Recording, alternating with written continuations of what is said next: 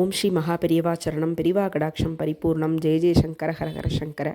பெரியவாளை கேட்டுக்கிட்டே இருக்க தோணுது நிகழ்ச்சிக்கு எல்லோரையும் வரவேற்கிறேன். நேத்திக்கு நம்ம கேட்டுருக்கிற பெரியவாளோட அற்புதம்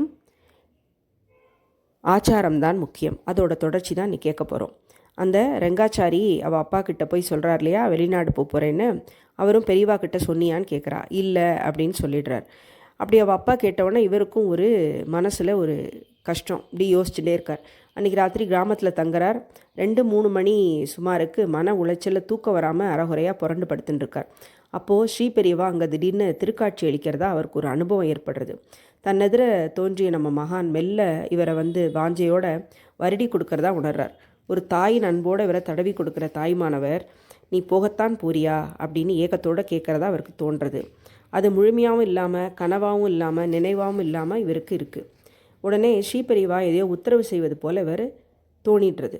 மேலும் தாமதிக்காமல் அடுத்த நாளே உடனே பெரியவாளை பார்க்க புறப்படுறார்.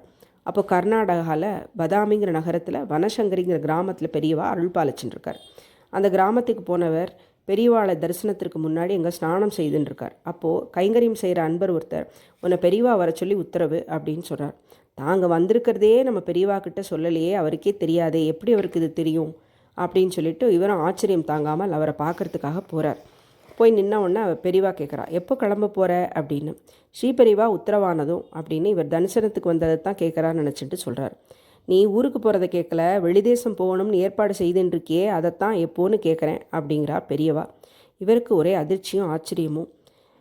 உடனே பெரியவா மேலும் ஒரு அதிசயத்தை நிகழ்த்துறது மாதிரி திருவாய் மலர கேட்குறார். நீ இங்கே வந்த காரணத்தை சொல்லட்டுமா? முந்தா நாள் நான் உன்னை தடவி கொடுத்து என்னை விட்டு போக போறியான்னு கேட்டேன் இல்லையா, அதனால தானே போகும்போது பார்த்துட்டு போகலான்னு வந்திருக்கா இல்லையா அப்படின்னு கேட்குறார். எப்பேற்பட்ட மாபெரும் அதிசயத்தை சர்வசாதாரணமாக ஈஸ்வரர் கேட்குறார் அப்படிங்கிற பக்தருக்கு அதை நினச்சி வார்த்தையே வெளியில் வரல. சர்வலோகத்திலும் வியாபிச்சு ஸ்ரீ பெரியவாள்னு அருள் தன்னை கிராமத்திற்கே ஆட்கொண்டது பிரமை இல்லை என்பதையும், எப்பேற்பட்ட கருணை பெருக்கெடுத்து ஸ்ரீ பெரியவாளின் மாமனம் தன்னை வலிய ஆட்கொண்டிருக்கு அப்படிங்கிறதே அந்த பக்தர் நினச்சி அந்த அன்பில் அகப்பட்டவராய் கண்ணீர் மல்க சாஷ்டாங்க நமஸ்காரம் பண்ணுறார். உன் ஆச்சாரத்தை விடாமல் இரு, பணம் வேண்டாம், ஆச்சாரம்தான் முக்கியம் அப்படின்னு தன் பாத கமலங்களை பக்தரின் தலையில் வைத்து பரிபூர்ணமாக அனுகிரகம் பண்ணி ஆசீர்வாதம் பண்ணுறார். அதன் பின்னாடி அவருடைய சகோதரிகள் விவாகம் எல்லாம் பெரியவாளோட காருண்யத்தால் நல்லபடியாக நடக்கிறது.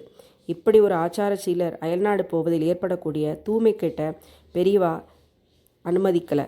அதுக்காக தான் ஸ்ரீ பெரியவா அதை தடுத்து நிறுத்தி எவ்வளோ அற்புதம் பண்ணியிருக்கார் பார்த்தீங்களா. தர்ம தேவதையான திருவுரு தான் ஸ்ரீ பெரியவாங்கிறது. தர்ம வழி வழுவாமல் தன் பக்தர்களையும் காப்பாற்றும் பேரருள் அப்படிங்கிறதும் தெளிவாக தெரிகிறது இல்லையா. இதுதான் நம்ம பெரியவாளோட மகிமை. ஓம் ஸ்ரீ மகா பெரியவா சரணம். பெரியவா கடாட்சம் பரிபூர்ணம். ஜெய ஜெய சங்கர ஹரஹர சங்கர.